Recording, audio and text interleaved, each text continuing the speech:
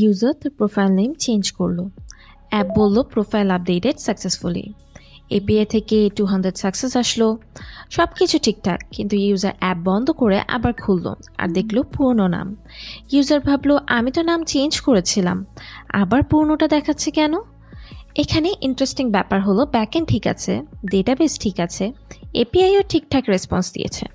সমস্যাটা হলো mobile app পুরনো ডেটা দেখাচ্ছে। এটার নাম স্টেল ডেটা।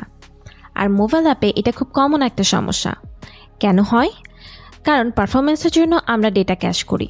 ধরুন সার্ভার থেকে একটা প্রোফাইল ডেটা আসলো, মোবাইল অ্যাপ সেটা মেমোরিতে রাখলো আর ডিস্ক বা লোকাল ডেটাবেজেও সেভ করে রাখলো। পরের বার অ্যাপ খুললে সার্ভারে রিকোয়েস্ট করার আগে অ্যাপ ভাবলো আমার কাছে তো ডেটা আছেই, তাই ক্যাশ ডেটা দেখিয়ে দিল। প্রবলেম হলো এই ডেটা হয়তো আর সত্যি না, সার্ভারে ইউজারের নাম চেঞ্জ হয়ে গেছে, কিন্তু মোবাইলের ক্যাশ এখনো পুরনো নাম ধরে বসে আছে। মানে সার্ভার সেইজ নতুন ডেটা, অ্যাপ সেইজ আমার কাছে পুরনো ডেটা আছে। আর এখানেই শুরু হয় দ্য স্টেল ডেটা ট্র্যাপ। ধরুন আপনার একটা শপিং অ্যাপ আছে, একটা প্রোডাক্টের প্রাইস ছিল 1000, ইউজার অ্যাপ খুললো, প্রাইস ক্যাশ হলো, কিছুক্ষণ পরে সার্ভারে প্রাইস চেঞ্জ হয়ে হলো 1200, কিন্তু অ্যাপে এখনো দেখাচ্ছে 1000। ইউজার প্রোডাক্টে ঢুকলো, পুরনো প্রাইস দেখলো, কার্টে অ্যাড করলো, তারপর চেক আউটের সময় সার্ভার বলল প্রাইস চেঞ্জড।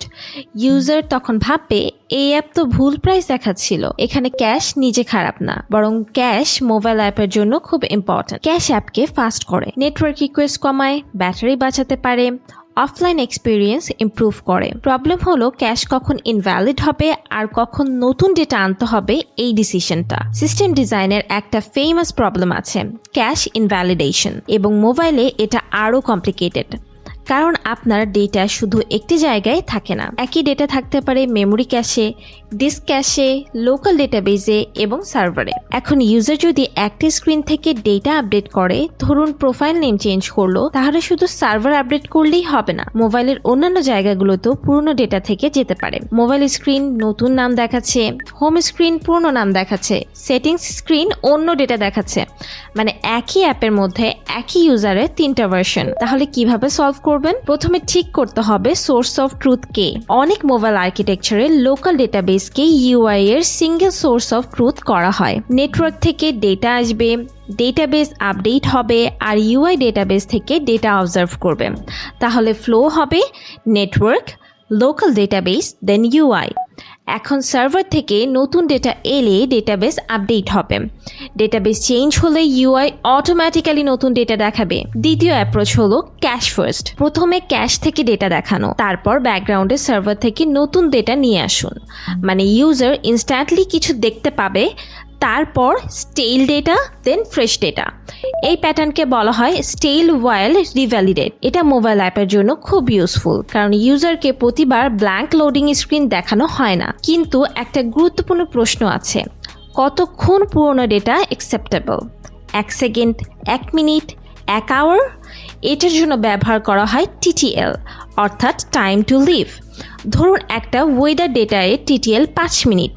5 মিনিটের মধ্যে ক্যাশ ডেটা ব্যবহার করা যাবে, তারপর নতুন ডেটা ফেচ করতে হবে। কিন্তু সব ডেটায় টিটিএল একরকম হবে না। প্রোফাইল নেম হয়তো কয়েক ঘন্টা ক্যাশ করা যায়, কিন্তু ব্যাংক ব্যালেন্স, সেখানে স্টেল ডেটা অনেক বেশি ডেঞ্জারাস। তাই ক্যাশিং স্ট্র্যাটেজি সব ডেটার জন্য একই হতে পারে না। আর একটা খুব গুরুত্বপূর্ণ রুল, ইউজার নিজে ডেটা চেঞ্জ করলে লোকাল ইউআইকে অপেক্ষা করাবেন না। ধরুন ইউজার একটা পোস্টে লাইক করলো, সার্ভার রেসপন্স আসার জন্য 2 সেকেন্ড অপেক্ষা করলে অ্যাপ স্লো মনে হবে। তাই ইউআইকে ইমিডিয়েটলি আপডেট করে তারপর সার্ভারের রিকোয়েস্ট যাবে। এটাকে বলা হয় অপটিমিস্টিক আপডেট। কিন্তু সার্ভার রিকোয়েস্ট ফেল করলে তখন ইউআইকে আবার আগের স্টেটে ফিরিয়ে আনতে হবে।